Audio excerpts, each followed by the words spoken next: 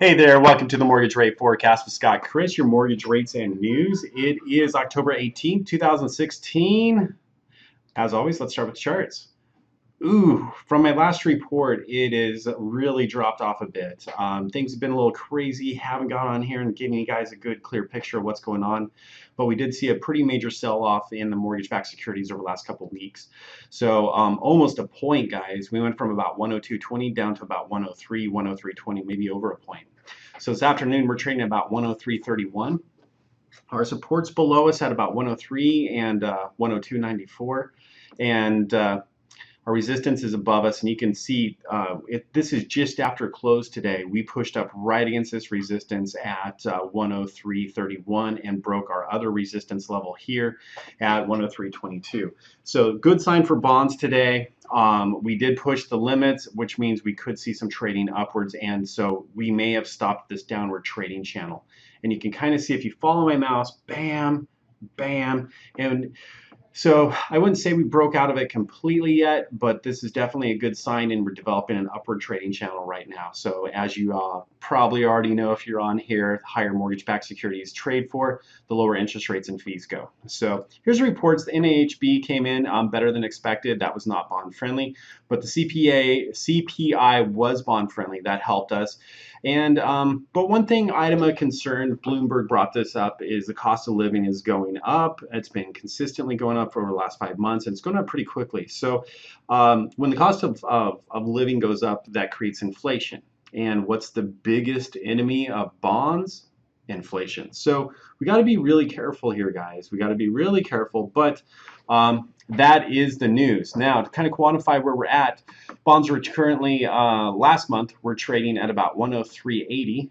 You can see the green line here. Freddie Mac reported that the average rate last month was 3.46, and the average consumer paid a half a point for that rate. So if we're trading almost 50 cents worse, that means the average consumer, to get that same rate, might be paying as much as a point.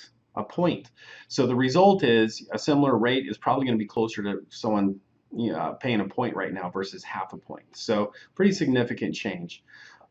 As far as the forecast, here's what we got. Analysts are pretty consistent on short. They're going neutral. They don't think that we're going to see the bond sell off really rapidly in the short term or have any significant gains. Where the analysts are inconsistent is on the long term, like 30+ days. And so they're anywhere between neutral and bearish. And I think with the inflationary factors that are coming out, that's why they're turning a little bit bearish, because as we get closer to December, that Fed may increase that short-term rate, which will have initially a negative impact on us. So here's where we're at. I would say from where I'm forecasting, which is bonds to trade between 103.10 and 103.60, we're right in the middle of that trading range. I think for whatever rate that you're choosing as a consumer right now, you might be able, if you wait, play the market, if we can maintain this upward trading channel, you might be able to shave a quarter of a point off of whatever you're paying to get that rate.